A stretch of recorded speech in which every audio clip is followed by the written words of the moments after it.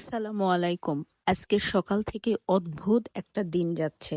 বাচ্চা বারবার কান্না করছে, ঘরের একটা জিনিস ভেঙে গেল। তারপর আমার শরীরটাও বেশ কিছুদিন খুবই খারাপ। তখন আম্মু একটা কথাই বলল, অনেক দিন নজরের দোয়া পড়া হয়। আসলে আমরা অনেক সময় সবকিছু শেয়ার করি কিন্তু আল্লাহর কাছে হেফাজত চাইতে ভুলে যাই। আজকে এমন একটা ঘটনা আপনাদের সাথে শেয়ার করব। প্লিজ ভিডিওটা শেষ পর্যন্ত দেখবেন, দেখে কমেন্ট করবেন আসলেই কি এটা বদনজর না আমার ভুল ছিল। কিছুদিন বলবো না, প্রায় 1 বছরের মতোই হলো আমার হাজবেন্ডের চাকরিটা চলে যাওয়ার পর থেকেই একটার পর একটা সমস্যা লেগেই আছে। এইটা কিসের জন্য বা কেন আমরা স্বাভাবিকভাবেই নিয়েছি, যেহেতু রুজি রোজগার একমাত্র আল্লাহর হাতে।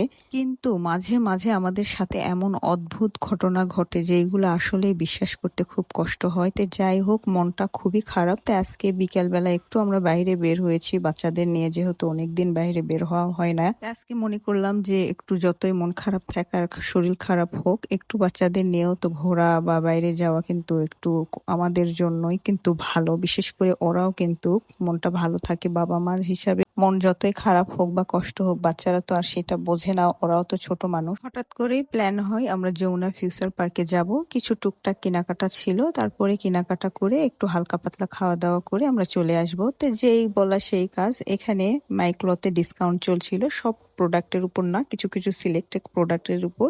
আমি এখান থেকে কিছু টপস আর একটা জিন্স নিয়েছি, আর বাচ্চাদের জন্য টুকিটাকি কিছু কিনেছিলাম। এই মিনিসোতে গেলাম, বাচ্চারা তো মিনিসো খুবই পছন্দ, বিশেষ করে আমার মেয়ের। ওখান থেকে ও কিছু হেয়ার ব্যান্ড আর ওর স্কুলের জন্য কিছু জিনিস কিনেছিল। তো যাই হোক, সবকিছু খুব ভালোভাবে সুন্দর করে আমরা এনজয় করছিলাম। সবকিছু কেনাকাটা শেষ করে আমরা খাবার খাওয়ার জন্য চলে আসলাম। এর মধ্যে কোনো কিছুই আমার ওইরকম কথা কাটাকাটি বা কিছুই হয় নাই, জাস্ট আমরা খাবার অর্ডার করলাম, খেলাম।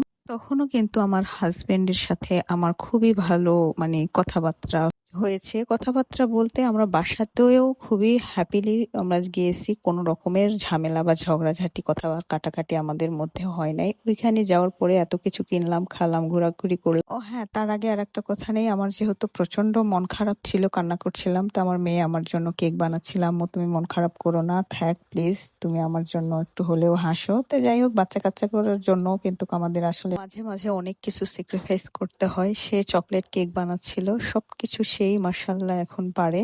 প্লিজ সবাই মাশাল্লাহ বলবেন। এই যে আমরা হ্যাপিনেস গুলো, আমাদের একটু একটু করে সুখের মুহূর্তগুলো আমরা যে ফেসবুকে তুলে ধরি বা ছবি আপলোড করি, এখানে কিন্তু সবাই সবকিছু খুশি হয় না। বিশেষ করে আমি যেটা লক্ষ্য করলাম, আপনজনেরা তো একদমই খুশি হয় না, কিন্তু আপনার সামনে কিন্তু বোঝাবে হ্যাঁ তারা আপনাকে নিয়ে অনেক খুশি, অনেক ভালো, আপনার খুশিতে তারা অনেক খুশি। যাই হোক, এখন একটু ভিডিও রিলেটেড কথা বলি। মাশাল্লাহ, কেকটা হয়ে গেছে 10 থেকে 15 মিনিটে, কিন্তু কেকটা রেডি। আমার মেয়ে চুলাতে কেক বানাতে খুবই পছন্দ করে। ও মনে করে ওভেনে কেকটা একটু বেশি ঝামেলা হয়, কেন জানি আমার কাছে এটা মনে হয় যে ওভেন চাইতে চুলাতেই তাড়াতাড়ি হয়ে যায়। মাশাআল্লাহ, কেকটা দেখতে যেরকম সুন্দর হয়েছে, খেতেও অনেক মজা হয়েছিল আর অনেক সফট আর ফুলেছিল।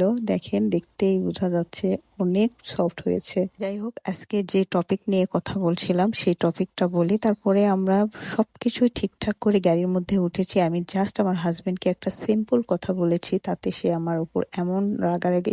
এই কথার কোনো রাগ করার কোনো বিষয়ই ছিল না, কিন্তু আমি মাঝে এটাই ভেবে পাচ্ছি না সে কেন এত রেগে গেল। আমাদের প্রায় 6 মাস ধরে কোনো রকমের কোনো ঝগড়া হোক, কোনো কিছু হোক, অশান্তি কোনো কিছুই ছিল না। জাস্ট টুকটাক, যেটা সবার ক্ষেত্রেই হয়, সব সংসারেই হয় টুকটাক। এছাড়া আমাদের সম্পর্কটা মাশাল্লাহ মাশাল্লাহ খুবই হ্যাপিলি, খুবই ভালো। এইটা নিয়ে প্রচন্ড মন খারাপ ছিল। সে বারবারই সরি বলছিল যে তারই ভুল হয়েছে, কিন্তু একটা কথা আমার মাথায় আসছিল না, সেই ঝগড়ার ঠিক 10 মিনিট আগে আমি একটা ফেসবুকে আমার ছবি দিয়েছিলাম, তাও সেখানে ফেসটা আমি দেখাইনি, শুধু ক্যাপশনটা দিয়েছিলাম আলহামদুলিল্লাহ ফর এভরিথিং। এখন তার পরপরই আমার সাথে এই কাহিনীটা হয়ে গেল। আপনারাই প্লিজ জানাবেন এই কাহিনীর রহস্যটা কি।